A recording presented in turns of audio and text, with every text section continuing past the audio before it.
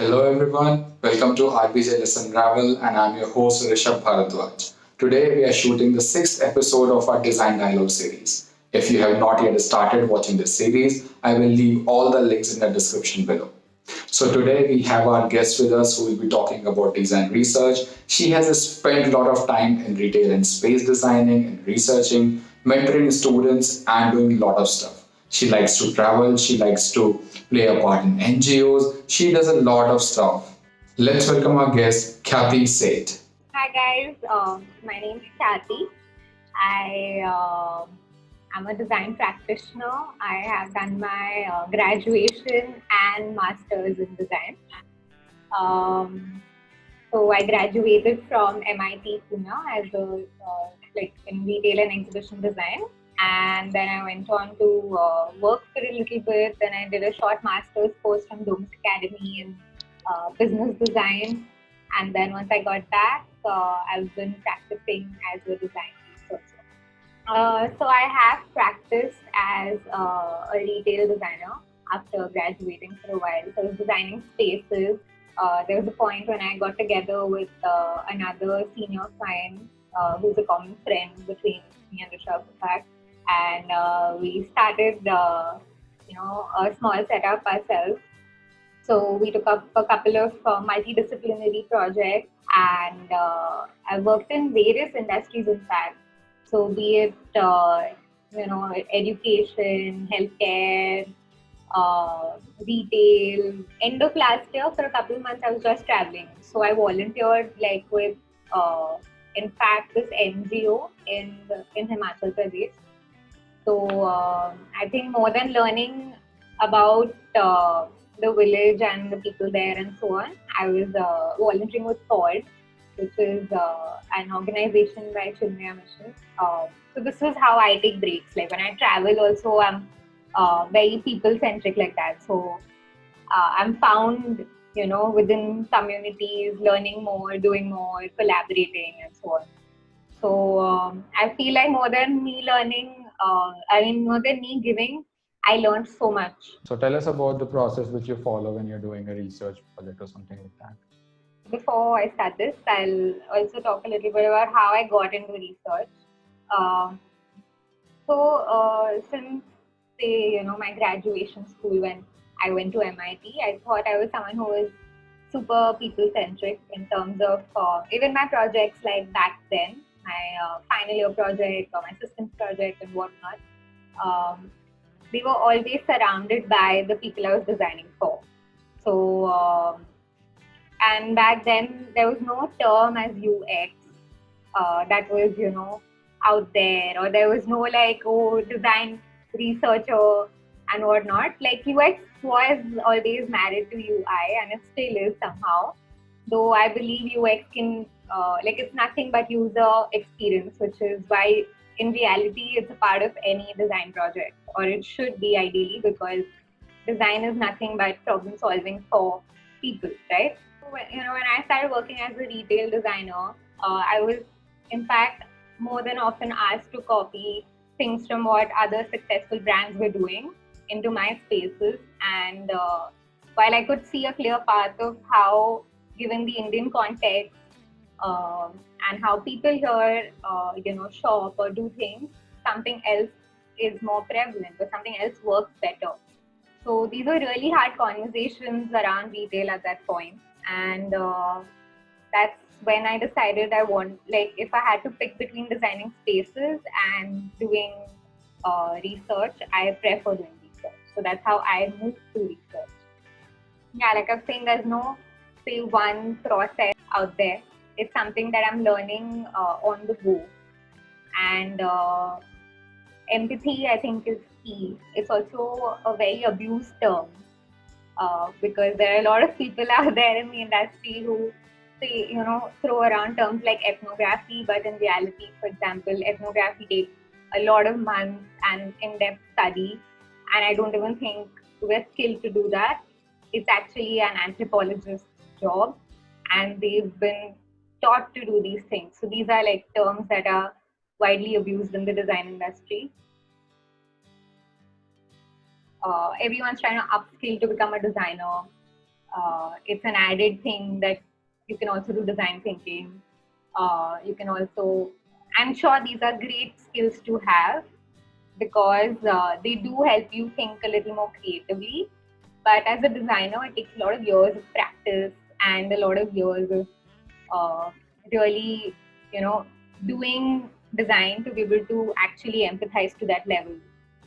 And that's why more than often they say research is a mix of art and science, and it's not just something anyone can do. So I've mentioned a couple of challenges. I would say non-challenges are research. To a lot of us in the design industry does come very naturally because again empathy is key to what we do, and even if you don't know all the processes, it's something, at least a skill that I think you should definitely pick up uh, to be able to design better. uh, Again, a lot of design schools don't take it as a important um, skill to have, or they assume it's a part and parcel of designing. But in reality, when you're in the industry, you actually realize how important it is. Because until you don't identify the right problem, you can't really start to solutionize or ideate. Then it's more like you're creating art and not really designing. So you're designing for yourself. Yeah. Um, Sorry to interrupt you. This is our sixth episode we are shooting, and this is a trending thing. What you just said, now that in design colleges, importance is not given to this part of the design. I don't know why they assume that they will know it. How does student know that how important that is? They yeah, just they just teach you how to design, which happens so later in the process. absolutely. And a lot of time, it's like 70% of the time we are just doing research. We are taking insights out, we are analyzing, we are synthesizing, we are going back again, we are doing the same thing, we are coming back and doing it. And when the design comes, it's like only 20% of the times. And for that also, companies have defined libraries, companies have defined components, companies have defined everything in terms of design language. So the liberty, we don't have that much of liberty in designing things right now with corporates. But what we have is to empathize with users, to know their lives, to know their problems, their pain points. I don't know college में क्यों नहीं पढ़ाते हैं. I'm also guessing it's not entirely like, say, at least when we were studying, it's not like it was a thing. Like I said, back then it was really not a thing. It's how even design has evolved and is evolving that now we're giving it so much more importance. But if you think about, like say, when we got into college, designers were not expected to do this. That's probably why we were not taught back then. But as far as I know today, they do try and call external faculties at least to take up a course in design research. Or and yeah, and that I can say because I have been taking a couple of courses with design schools like Strat. So yeah, it's an important aspect that they at least try to cover. Even when you start a course on UX, for instance, uh, they do want to bring in that strong side of empathy, research, and how do you really start off a project in the right way, as compared to you know olden ways of doing design. It's a very dominant thing now. Actually, what happened over a couple of years, no, users evolved. Yeah. Now users know what the problem is. Now users expect something out of a product or a solution. Because of that technology which was booming, users also gained knowledge. There are a lot of like unrealistic expectations even in terms of innovation. Like it's thought that unless you don't come out with like one new thought idea, you've actually not done your job. But a lot of times there are simple solutions that can actually solve really big problems, right? Actually, the expectation is that designer will have a magic wand. He'll just flick it and things will appear just like that. Exactly. That's how I feel when I work. Yeah, So it is there. And they feel we have a creativity button and innovation button. And we will just flip this on. Okay, abhi ye lo idea. So, but वैसा होता नहीं है. Even the number of times like I've been told, okay, so how many hours will this take? And I'm like, it might take a couple of days or weeks. It's not as easy as I gave this brief to you and you just come out with the design. So I wouldn't say it's completely gone, but there's definitely a shift in that mindset. So very similar to how today we keep saying, research was not given as much importance when we were in design school. I'm sure tomorrow, 5 years down the line, it'll be something else on similar lines. But the good thing about design schools is that they teach you how to learn while you're in the industry. So as these trends evolve and design evolves and people evolve, uh, so will we, and so will the processes we follow. That's why I said I don't think there's this one process that actually works. Yeah. So I agree to that part that every situation requires a different process to be taken. Yeah. So, but there would be some methods of doing those research. Yeah. Like if you're going because it depends on the user groups also. So if you're going to a group which is not very good in technical literacy, or the people who are pro in tech literacy, so how those methods change from one user group to another? Tech literacy, as you could call it, is of course another phenomenon that, especially in India, looking at say in 2-tier or 3-tier cities, or even in like the urban slums, uh, we in India have shared phones as opposed to say in more metropolitan areas where we all have a device or more to ourselves. So when you're designing for these needs or when you're researching around these areas, what's interesting is to actually look at the dynamics of how things work differently within these spaces. Um, so that's not answering your question. When it comes to the tools that you could apply to design, to do research, um, so there are a couple that you could use. For example, I usually use something like the card sort exercise to break the ice. Um, so very often, like I'll either showcase a couple of images or videos to get someone on board, or I'll ask them to interact and answer a few questions, pick up something, and tell me what is the most relatable to them for a particular situation.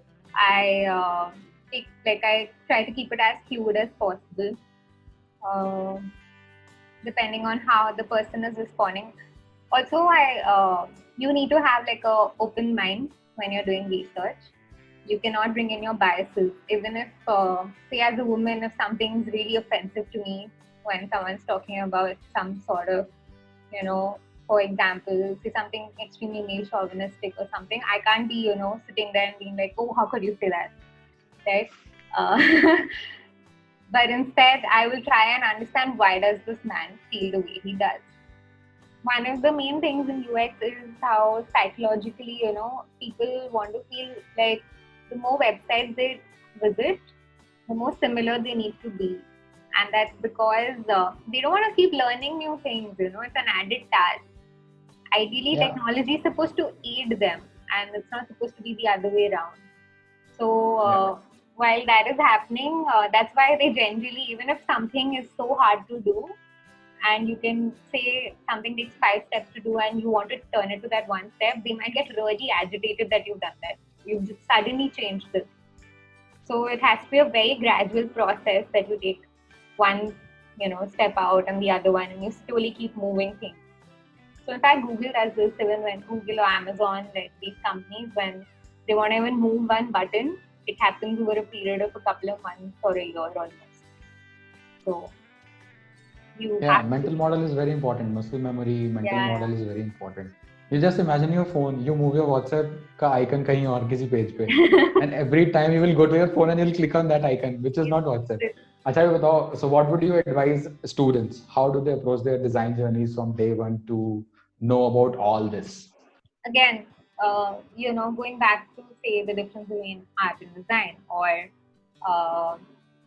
the importance of being able to think visually, is the fact that I could have a great idea, right? But if I'm just talking about it and I'm not being able to put it down on a piece of paper, I'm not thinking it right. So for a designer, one of the most important things is to be able to think through and communicate through their sketches. Now, again, your sketches don't need to be out of the world necessarily. There are people who have great skills, but if their ideas are not right, the skill only takes you to, you know, that extent. Like, it doesn't take you very far. Uh, for example, there can be two people with great skills, but if one has better ideas or is really thinking through a problem or a solution, obviously they're going to be better at what they do because you're a designer, right? Your skills can improve over a period of time. So as important as sketching is to be able to think, it's also equally important to um, come out with great ideas. And how do you do that? Again, there's a point when you're in the zone. So, and when you're in the zone, you don't necessarily have to sit and, enhance one sketch to the bits. You should probably use that time to go all out in terms of quantity over quality.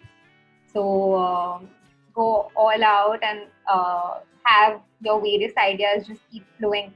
Another important thing is also that um, you should not really be too attached to your ideas, because as designers we end up doing that. We put a lot of our heart and emotion into our work, but there is a very big possibility that when you take your designs to a user and you test it might fail. But what you should be married to is solving a problem and not your idea. Thank you so much for all that information, Khyati. It was quite interesting. People who are watching this video will get some help out of this conversation. Thank you so much for joining us today. Thank you. It was great. I don't think I'm like an expert. I'm just sharing my journey here and what I've learned over the past 2 years. So, thank you. Please subscribe to the channel. It's RBJ. Let's unravel. So, guys, that was it. Don't forget to subscribe, share, comment, like to this video, and I'll meet you guys in the next episode of Design Dialogue. See you.